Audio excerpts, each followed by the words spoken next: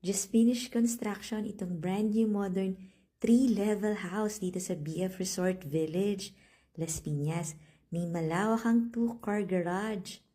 Ito na yung living and dining area.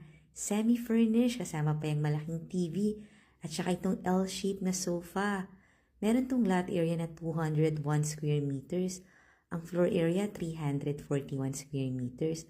Ang elegant pa ng dining set. At ang kitchen, kumpleto na sa mga appliances. Meron ka pang walk-in pantry. Kasya lahat dito ng groceries mo. Bagay nga to sa mga medium-sized families kasi meron tong 4 bedrooms plus maid's room. Ayan yung powder room. Panoorin mo yung full house tour nito sa YouTube channel ng Home Search Philippines. Lagay ko na rin din yung price and full details sa comment section. Tawag ka lang pag gusto mo na itong makita ha. Itong